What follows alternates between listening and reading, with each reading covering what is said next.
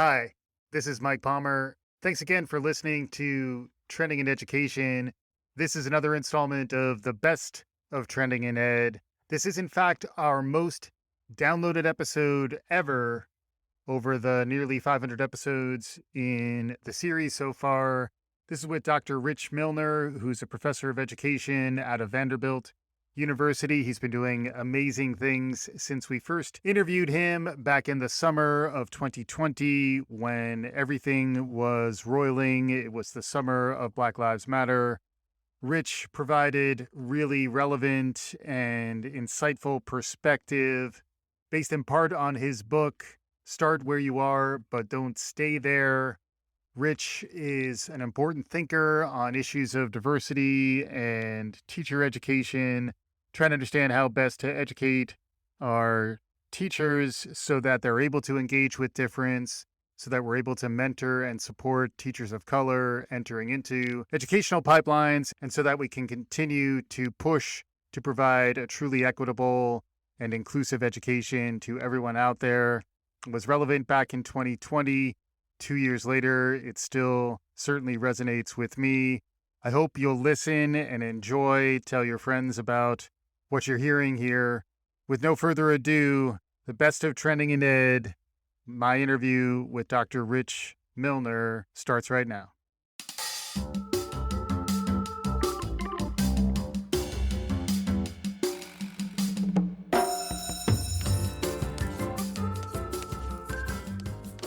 Welcome to Trending in Education. Mike Palmer here, as always. Delighted to be joined this week by Dr. Rich Milner, who's a professor of education at Vanderbilt University. He wrote a really fascinating book called Start Where You Are, But Don't Stay There: Understanding Diversity, Opportunity Gaps, and Teaching in Today's Classrooms. It was a fascinating book back in 2010 when he first wrote it. It's just been republished by Harvard Education Press. Rich is a fascinating thinker, and I'm really excited to get his perspectives, not just on his book, but also on the really complex world that we're living in here in 2020. Rich, thank you very much for joining us, and welcome to Trending in Education. Thank you so much, Mike, for the invitation. I'm really honored to be here. Your dedication of the book was to your twin daughters who just turned 10 or in their 10th year. 10 years ago, you put together this book which is talking about opportunity gaps and teaching in today's classroom. It's still so relevant that it's now being reprinted and updated. And then, obviously, in light of the complex year that we're living in, COVID and Black Lives Matter and George Floyd and everything, the world is extremely complex. And being a teacher is extremely challenging. Throughout everything I've read from you, you've talked about the importance of empathizing. Teachers have a tough job, but I think a lot of what you talked about back in 2010 is still extremely relevant. Can you provide a top level framework for our listeners around what you were trying to go after when you put this book together?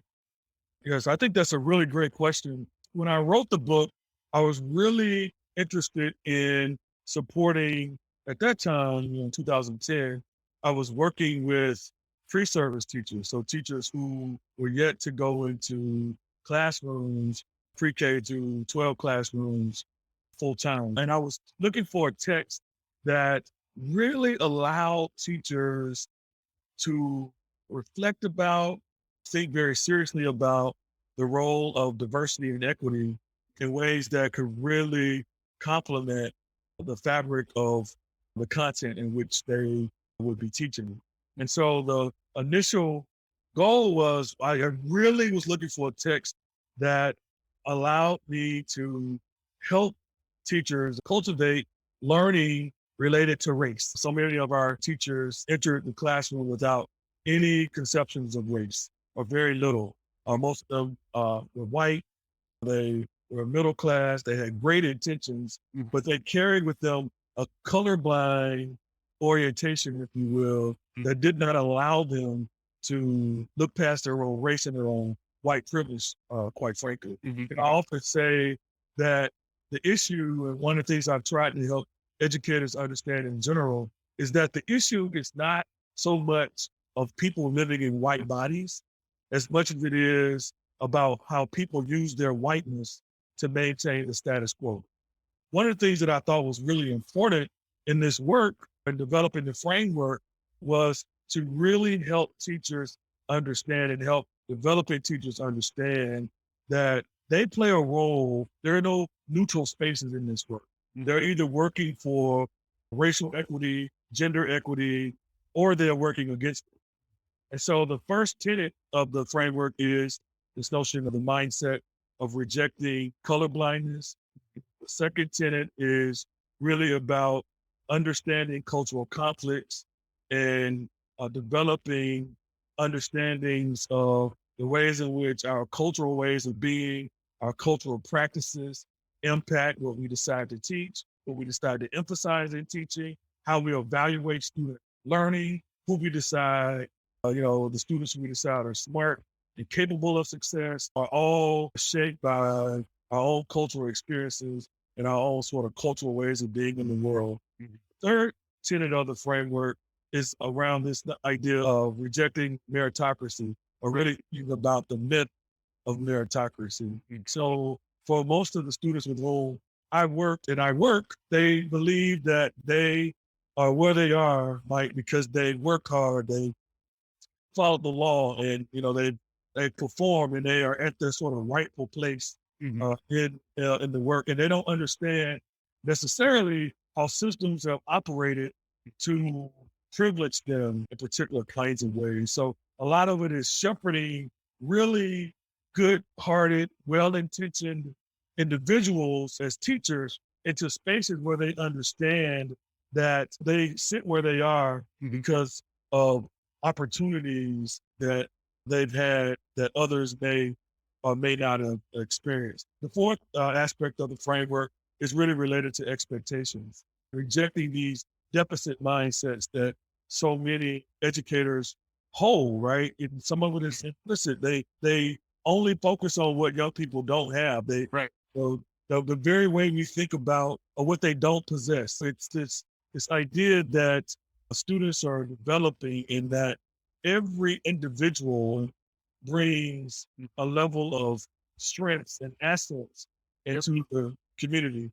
And then the fifth component of the opportunity gap framework really is around place and context. And so helping teachers understand that they are teaching in a particular place, at a particular time, with particular people, I think is also important. And understanding place versus space. So understanding that the place might be broad, right? But the space in which they're working might be more macro. It's the intricacies embedded in that. And so the initial book, the 2010 book, really attempted to showcase teachers in different contexts, from different racial and ethnic backgrounds, from different socioeconomic status, and so forth, really succeeding in populations with groups of folks who are very different than they. Yeah, yeah. And there's a lot to build on there. So thank you for going through the framework, as now we can hit it however it makes sense in the context of the rest of this conversation. I will say it definitely resonated with me. My wife, as I mentioned, who has a background in education as well, also was really struck by the framework. Also, nice tables. I really enjoyed the tables in the book. They help synthesize this stuff and really can help you kind of grab hold of some of the stuff, which can feel a little abstract at times. And it felt a little more practical and applied in its orientation, which I definitely appreciated as well. So fast forward 10 years from the publication of that book, now we're in a time that is more racially charged. Maybe the 1960s was the last time this level of activation against racial inequity and the right to protest against inequity and restorative justice and all the things that are now very top of mind around Black Lives Matter. And on the other hand, you have this once in a century pandemic, is the way at least it's being characterized. Who knows? But the confluence of those two things have been profound for all of us. Many of the shows as a trend spotting show that we're doing nowadays are talking about those things. So I'd say taking the framework that you had, which I think is still enormously relevant, but the contexts in which it will be applied are kind of upside down. And then also I think it's a time to understand and empathize with our educators so that you know where their heads are at, so that we can be smart about how we train and develop them. I'm happy to go wherever you think makes sense, but I'd love to get some of your perspective on applying the framework that we were just talking about and reaching people in different ways in light of the fact that the world's been really transformed by the pandemic and the Black Lives Matter movement. When I wrote the 2020 edition of the book, when I updated, Hmm. the book was published at the very start of the year. So Right. prior to COVID, prior to the sort of resurgence of Black Lives Matter, of the Hmm. Black Lives Matter movement. And there are a lot of folks who are getting on the bandwagon of working towards racial equity, working toward, but this is work that Yeah. I've been doing for, decades. And Mhm. so, so a lot of the recommendations and a lot of the things that I have warned us against, those pieces are coming to fruition. I would say about 30,000 people have read Start Where You Are, Mhm. first and second edition. And Yeah. when I wrote the book, I really only thought like the students in my class would read it, Right. and really, my mom would read it, because that's what mothers do, Right. right? Or they Right. support their children. And so here we sit, and it's encouraging. And I really wrote it in a scholarly way, but I wanted to write the book, to your point, in a way so that people could pick the book up Mhm. and find it to be useful. Yeah. So the book really is written with tools and so forth, so that real people can pick the book up and make a difference. And so I transition, I still address the opportunity gaps in the second edition, but I also focus in with what I now call opportunity centered teaching. And Yeah. that opportunity centered teaching, I think, really is a nice transition, a connected tissue, if you will, for the spaces in which we find ourselves now. I talk about the importance of relationship building as an anchor for opportunity centered teaching. It showed up in the first edition, Mhm. but I really honed in, and I was reminded of a situation with Nick Saban, who is the coach at Alabama. Mhm. And for those folks who don't know but Nick, let's just say he's a pretty darn good coach, right? Yep. Yep. Uh, and so some of his players were being interviewed, and the reporter asked the player, "So what is it about Nick Saban, right? That you get up early to do PT, you are so committed. It's almost like you'll walk through a wall for Nick Saban." And those young people responded by saying, "Yes, because I believe he'll walk through a wall for us." Mhm. Right? So, Mhm. to me, that resonates, right, Right. Right. with where we are now in this moment. Like, our young people need to believe we will walk through a wall for them, right? And so what that means is we have a great responsibility, but we also have a great opportunity to reimagine what education is and is going to be Mhm. moving forward. We do Right. not have to go back to the way in which we have done education in the past. And so I'm more hopeful now, Mike, than I've ever been in Mm. my entire career. When I see the protests of young people, and I see the faces of young people from various walks of life, young folks who see and are willing to step up, and coupled with the fact that we are living through COVID, right? Right. Jeopardizing their own health for the Right. sake of racial justice. I am more hopeful now than I've ever been, in the past. And so with that, I think as teachers, we're going to have to really step up and recommit, reevaluate the ways in which we've done education in the past. One more thing, Mhm. there are people who talk about this idea of schooling versus education, right? Mhm. And I really hope that teachers, especially in this moment, do two things. One is I hope they will remember their why. Like, why is it? Like, because I think sometimes we, as educators, they give so much, we give so much, and we sometimes forget why we started this work in the first place. And Yeah. then secondly, I hope we're in places where we will say that we want to do away with, we want to reimagine schooling practices Mhm. that really perpetuate and maintain the status quo and push us towards racial, gender, sexual orientation, ethnic transformation in ways that are liberating for all of us. Yeah. That's great. Hope these days is something that is at times in scarcer supply than I'd like, at least. So it's great to hear you espousing some hope here. One of the things I thought was really striking in the book, in terms of its context relative to today, is that I think in 2010, and even prior to, say, May of this year, you would still have to make a case to say we need to feel comfortable talking about race in schools in K 12. It still may be debatable, but the debate is to a large extent, I think, lost. It's past. Like that moment is past. I think you can't not talk about race. Although I know folks will continue to advocate for it. And that's why we want to be ready, have folks like yourself, and I'll do my part to engage in that debate if folks feel like you shouldn't be having that type of conversation. But I feel like a lot of people are more ready to clear that hurdle maybe than at any other time prior. Well, do you agree? Is that really an opportunity to seize on now? Like our mindsets changed. Are white educators more ready to accept some of these mindsets as, yes, I've engaged that in that way of thinking. It's an opportunity for me to learn, rather than maybe the more defensive.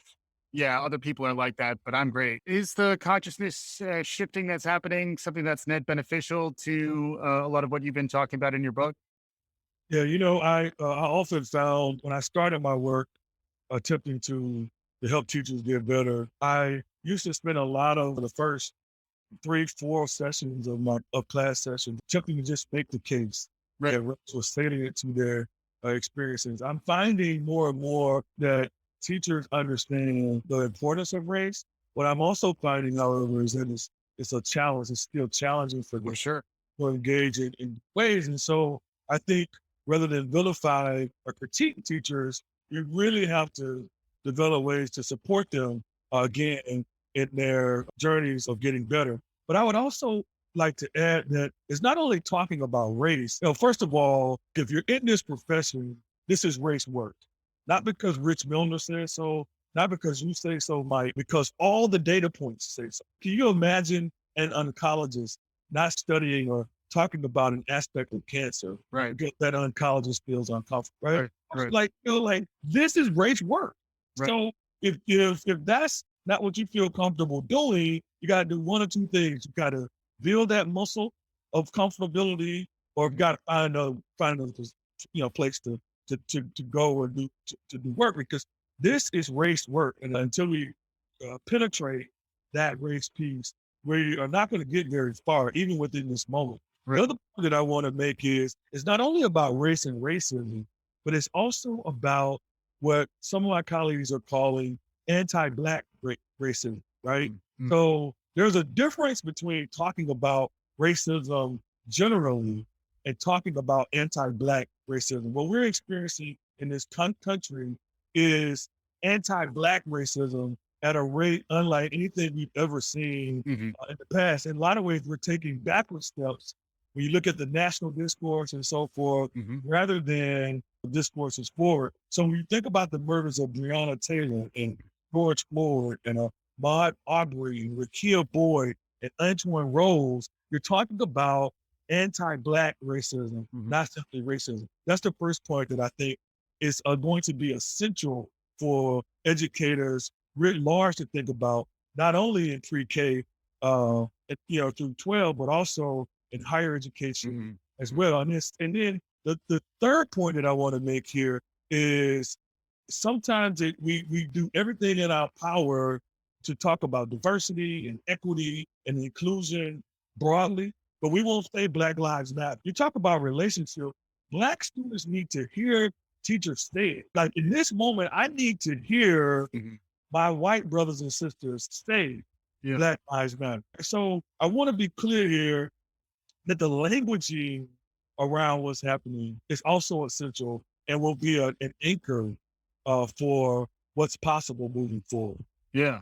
Isn't it in part that we don't want to say the wrong thing, and avoidance and denial is something me and my co-host talk about a lot when it comes to race? Like avoidance and denial just allows us to quote unquote get on with our lives rather than do the emotional work of leaning into these conversations. And also some of it is accepting things about yourself that you're not proud of and just understanding, okay, That's something for me to work on. But I think modeling the right way to engage in this conversation and even like taking on a little bit of discomfort as a white person. Some things should hurt, like there are some things that should not actually be sugar coated and blows that shouldn't be softened. Like some of these things actually do need to be felt. Any thoughts on how to build the space so that people can actually feel this stuff? Because I think we tend to equate being emotional with danger and risk, part of which I think is real, but it feels like it's probably more part of the teaching mission than the cognitive side. But we spend so much time talking about how to like tell them the right words rather than tell them how to work through their feelings. Yeah, I think that's a really important perspective and question. I want to go back to the title of the book. Start where you are, but don't stay there. The intentional title. So if you don't feel comfortable, doesn't mean that that's the end of the story, right? But if you don't feel comfortable, you have to work at it Right. because young folks' humanity Yeah. is at stake here. And is it emotionally charged? Charged, yes. Mhm. Can it be challenging? Yes. Yeah. Right. But Right. not as challenging as it feels when I am walking down the street and racially profiled, or when I'm pulled over by the police, and Mhm. right. So that's even harder. Right. So it's not easy work, and so it's really what I try to do and start where you are is shepherd educators into a process of deep self-reflection, really powerful examples of what they can and should do. Because what we know from good research is that individuals make systems and structures and mechanisms. So we often talk in the abstract that the system won't allow for it, or Right. these structures are in place. But guess what? We're the structures. Right. We're the system. We're the people who contribute to inequity, Mhm. albeit unknowingly, in the work that we do, and in the work that we don't do. Right. And so, reading together, book studies, building relationships between and among each other are critical. There's a beautiful book by Stevenson. The title of it is Just Mercy.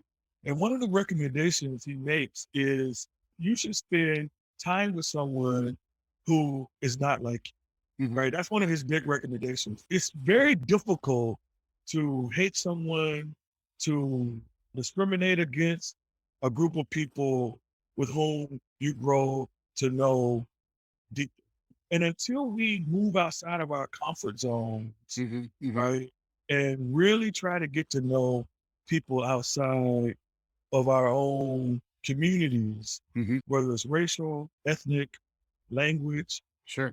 we probably won't get very far. Mm. And so we talk about practically getting better, that's one of the things that we can do very intentionally. And there are lots of prompts in the book to help get people there.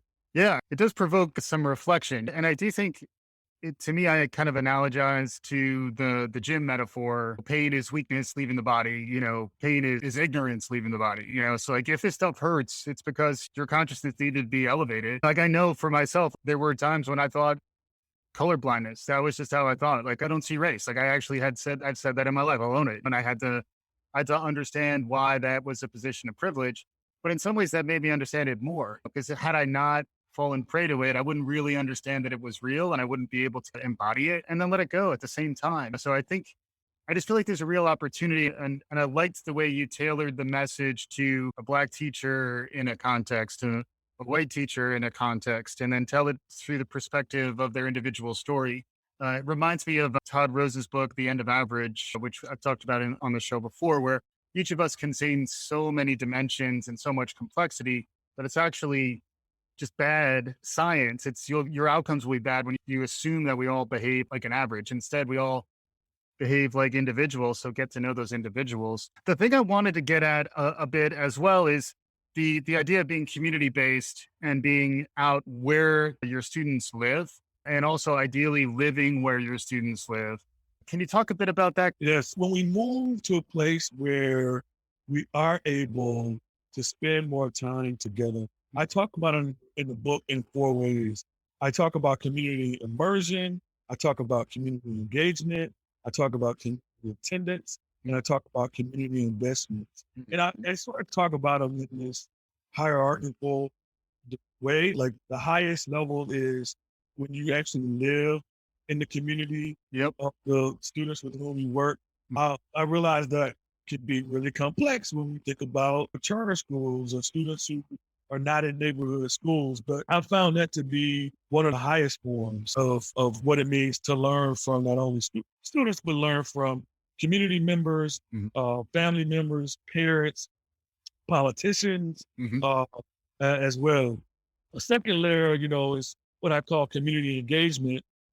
And it really allows for it, and it actually shepherds and expects teachers to, to read and study aspects of the community and to attend and engage, not only attend, but to engage in councils and board meetings and so forth, where they're they're not only taking, right, they're also offering their strengths and assets as well. Let's face it, educators inside of schools, it's just resource rich.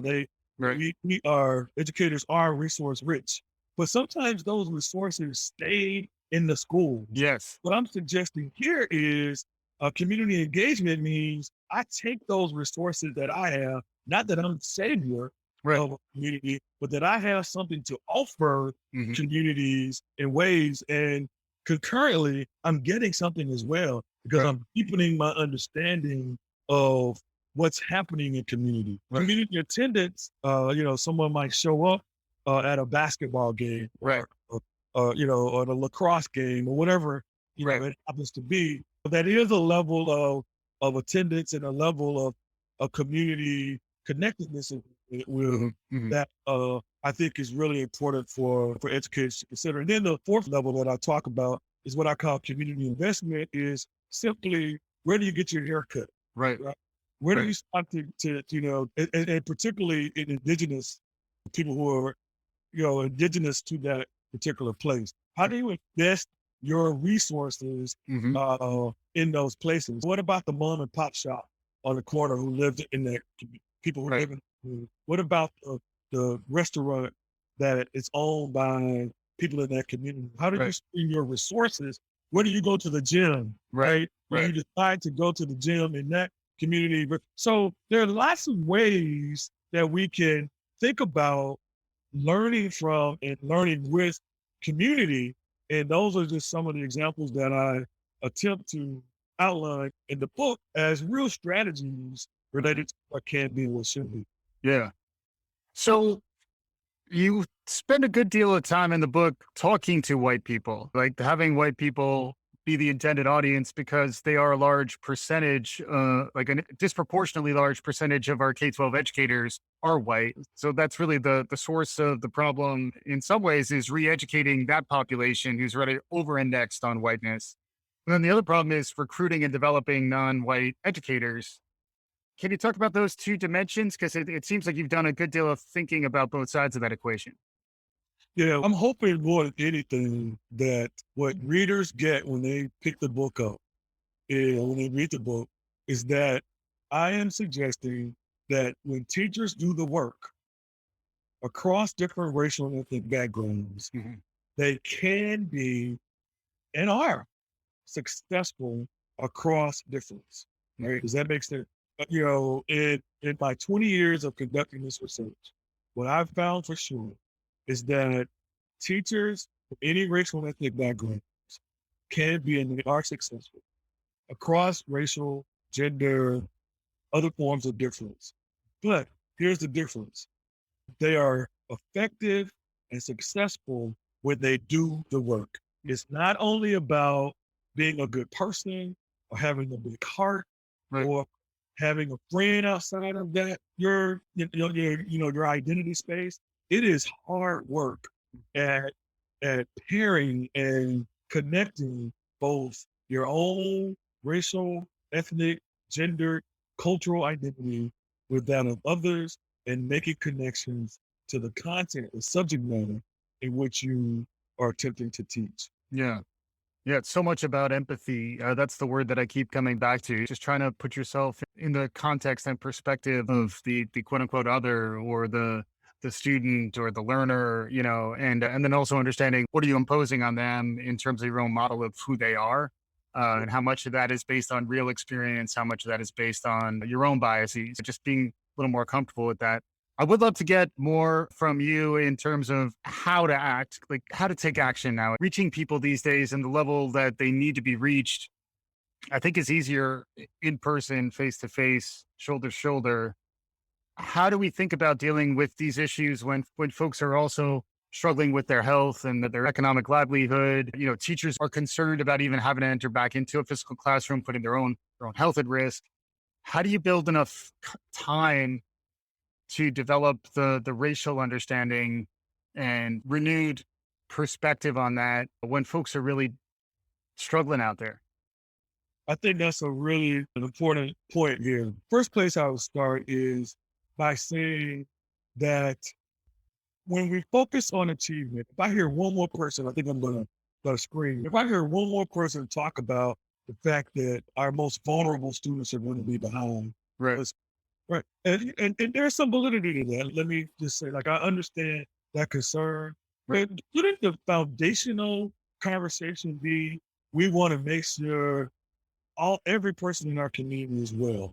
Yeah. Person in our community, and I talk about that in the Opportunity Center for psychological and emotional. On the one hand, absolutely, I understand that we want to make sure certain groups in our community don't quote unquote fall behind or don't But I don't care how great the curriculum is. I don't care how great your instructional practices are. If we are not deliberately and carefully attending to the psychology Mhm. of the mental health of our young people and our teachers, Yes. we're going to get the very best.